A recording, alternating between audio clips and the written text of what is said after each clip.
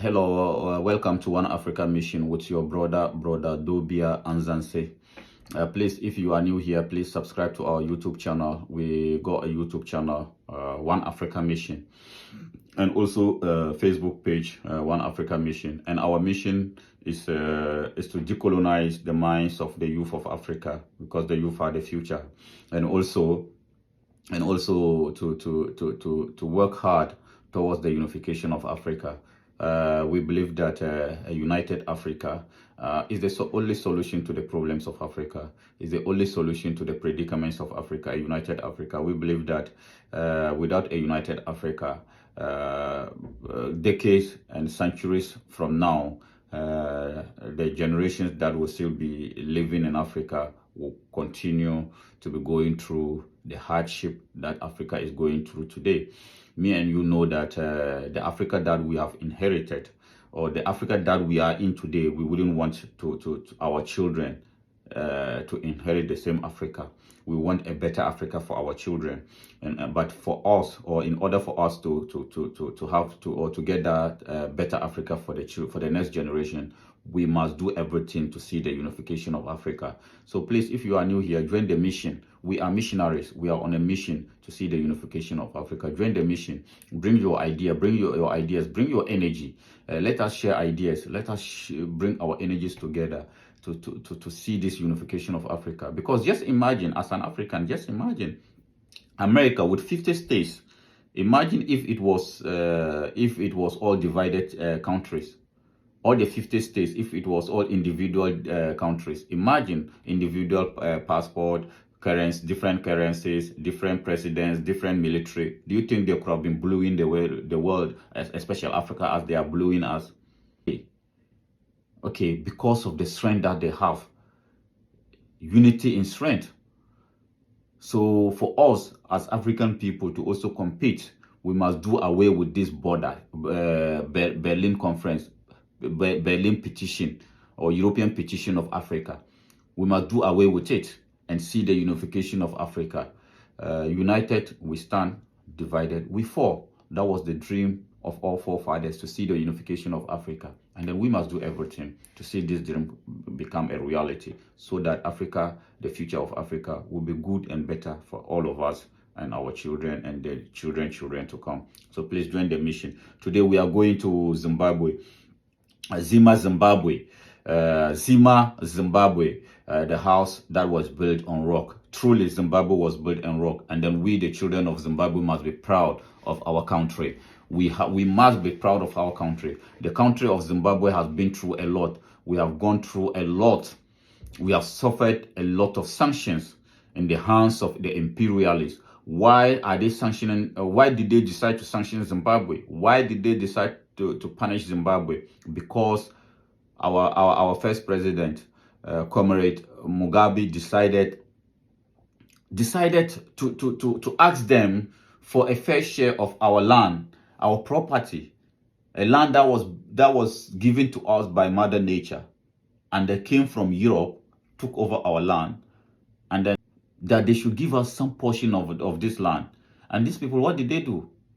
They said, no, they are not ready to share with us. And for that matter, we have no choice than to take back our land.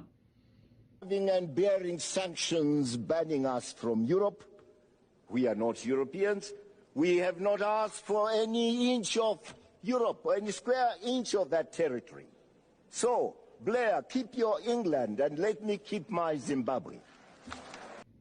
So we take back the land, and then what did we see? America, the European Union, the Western world started to bombard Zimbabwe with sanctions after sanctions after sanctions, to cripple Zimbabwe and use Zimbabwe as an example for the rest of African countries never to do that. But we were built on rocks. We refused to be broken.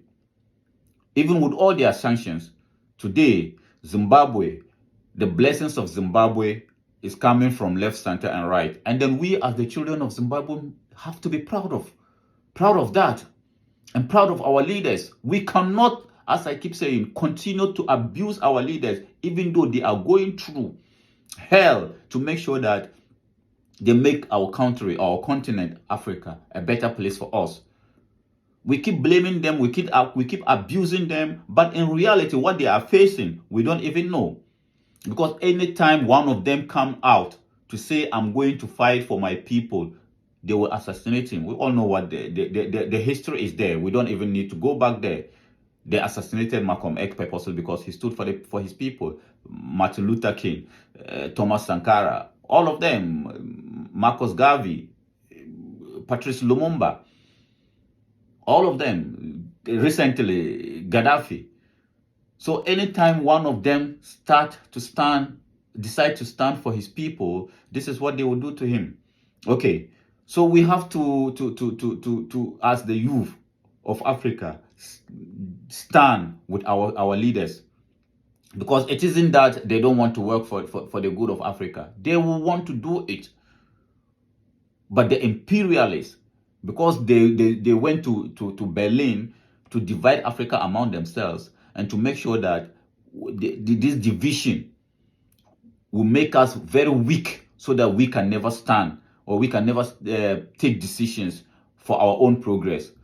But thanks to the ancestors, thank God, today the African is waking up, and then we have to support our leaders for the great job, or for the good job they are doing for Mother Africa.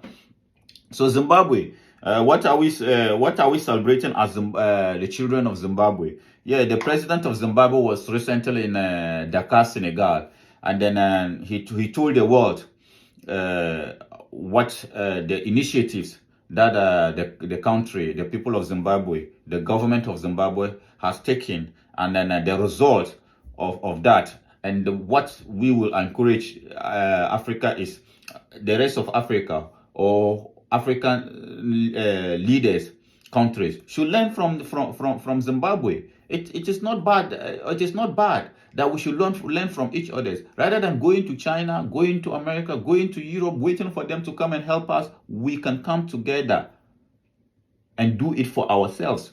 If Zimbabwe can do it, Togo can do it. If Togo can do it, Cameroon can do it. If Cameroon can do it, Ghana can do it. If Ghana can do it, Nigeria can do it. If Nigeria can do it, Congo can do it. As a matter of fact, the entire continent of Africa had what it takes to be food sufficient. We have what it takes. And then we must follow and learn from each other. So let's go and see what the president of Zimbabwe was saying. And then he was saying this in Senegal, Dakar. Zimbabwe, village wisdom pushing Zimbabwe agricultural revolution. Village wisdom, yes, not any Chinese wisdom, and not any American wisdom, and not any European wisdom. He said village wisdom, African village wisdom. African village wisdom pushing Zimbabwe agricultural revolution. In Dakar, simple village, the president is speaking, simple village wisdom has impacted on the continued growth of Zimbabwe agricultural revolution, which has seen the country producing its largest wheat harvest, ensuring that the nation becomes food secure. President Mnangagwa said yesterday in his presentation at the Dakar's 2 or Dakar's 2nd Feed Africa Summit. The president spoke on Zimbabwe's vision to growth in agriculture, regional integration, public-private partnership, and scaling up success stories. President Mnangagwa said, village philosophy, not Chinese philosophy, not American philosophy, not Indian philosophy, not European philosophy, but African village philosophy entails that a country must be ruled, developed by the people of that country. What else do we want? A country must be ruled and developed by the people of that country. And that is what we're saying. That is our philosophy. We must all come together as one people, as citizens of that country, to work hard, to work towards ensuring that there is food security. And today, leadership, the leadership in Zimbabwe is showing the way. Okay? In Zimbabwe, we had the problems of food insecurity, and we said, how much food do we want in a year to feed our nation? And the figure we got was 2 million tons of grain, wheat, 2 million tons. So we said, because there is climate change, how many hectares of land can we put under irrigation to produce 2 million plus hectares of food, 2 million plus tons to feed the nation? And we determine how much yield does a hectare have. Hence, we knew the figure, and we did not, and then we did that, and we are now food secure. So the president was saying what the measures that they took as Zimbabwe, as Africans. They didn't go to China and said, please come and help us, we want food. They didn't go to America, even though that is what they always want us to do. They didn't go to Europe, even though that was the reason why they put sanctions on us. They put sanctions on us, and then it really affected us as citizens of Zimbabwe. But we were built on rocks. We never give up, and we will never give up until we see this great country get back to her feet. And we thank the leadership of Zimbabwe for this. Secondly, we have been importing our wheat from Ukraine and fertilizer from Russia. That is what we have been doing as African country. Even though we have what it takes, as Africans, we have what it takes to feed our people, and yet we continue to import food from other countries, from countries that does not even have the fertile land that we have. Every part of Africa is fertile, so we could feed ourselves and feed the rest of the world. But colonization has made us to think that begging is the only alternative. Begging is the only solution to we. But today, thanks to the new generation of Africans, we are not ready to beg anymore. We are ready to take our destiny into our own hands. And that is exactly what Zimbabwe is doing. And we thank the leadership for that. Now, the president is saying, now that there is a problematic, we thus decided to say we need about 240 tons of wheat. So how many hectares do we need under irrigation to grow wheat? And then we calculated and put up that number under wheat, and then we are now wheat sufficient. So today, Zimbabwe is now wheat sufficient. Zimbabwe doesn't need the Western world to come and be telling us that, because of the war in Ukraine, the Ukraine war, there's no food, and then you are poor, you are third world country, and then you must support us against Russia so that we can give you wheat. We don't need that. We can do it by ourselves. And Zimbabwe is just showing the way. And then I'm calling on the youth of Zimbabwe, the citizens of Zimbabwe. We must stand with our leaders. Because anytime a leadership in Africa come out with this kind of policies to be independent, to be food sufficient, they will come after that leadership. And they always know that we, the citizens, they can manipulate us to betray that leadership. So this time around, we shouldn't be complacent. As citizens of Zimbabwe, we must stand behind our leaders to see this project, this village philosophy, become a reality. This philosophy will never be betrayed by this Western world, because they will never rest until they bring us back to where they want us to be. That is their mission. With all the sanctions that they put on Zimbabwe, we are still surviving. With all the illegal sanctions, Zimbabwe is still surviving. So because of that, if we, the youth of Zimbabwe, do not stand behind our leaders These people will come after our leaders, and not just our leaders. They will put sanctions or they will come out with new sanctions to make sure that we continue to depend on them. How? What is their problem? America alone has sanctioned half of the world population. That is 4 billion people, and yet they love us. They love the world. They want to see democracy. They want to see a free society. They want to see. They want to eradicate hunger.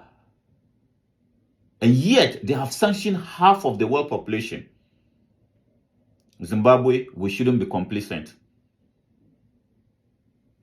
We shouldn't be complacent. So we say thank you very much to the leadership of Zimbabwe. You have done a great job, and then Africa is behind you, and Africa must learn from Zimbabwe. And then we, as we said, we call on the African Union to make sure that, or to take it upon themselves to make sure that any African country or any agreement that the West want to go with Africa, they must first of all put the sanction on Zimbabwe on the table. We want to see the sanctions on Zimbabwe be lifted. We want to see the sanctions of Zimbabwe be lifted. We don't want to see that sanctions. We cannot continue to deal with people who are putting our people in hunger, who are making life difficult for our people. You are putting sanctions on us, and yet you want to have partnership with Africa. Zimbabwe, a successful Zimbabwe, is a successful Africa. We must take the Ubuntu energy. Any one of us that you touch the rest of, you touch all of us. You touch one of us, you touch all of us. So you cannot put sanctions on Zimbabwe and go to Cameroon and want to have partnership with Cameroon. What is affecting Zimbabwe is affecting Cameroon.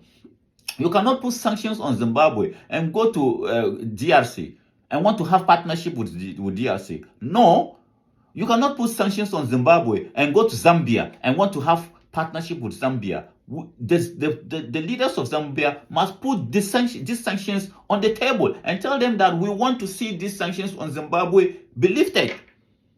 And I'm telling you, if they go to every country in Africa and then we do that, they will lift the sanctions. But it's as if like we don't care. We don't see the suffering of our brothers as our suffering. And this is not who we are. This is not who we are as African people. So please, we're calling on the African Union, and we're calling on all African leaders or all African countries to put the sanctions of Zimbabwe as a serious agenda in everything that they do, or every deal that they're gonna have with the Western world. Put it on the table. Tell them we want to see the sanctions in Zimbabwe, and because Zimbabwe never wronged you. Zimbabwe has never done anything wrong to Britain. Zimbabwe has never done anything wrong to America. Zimbabwe has never done anything wrong to the Western world. So why are they putting sanctions on Zimbabwe? We are winning as Zimbabweans, and then we thank God for the success, and we thank our leaders. Continue to work hard. We are behind you. We are behind you. Thank you very much for coming today. Please subscribe to our YouTube channel. Until we meet next time, thank you very much. Until we meet again.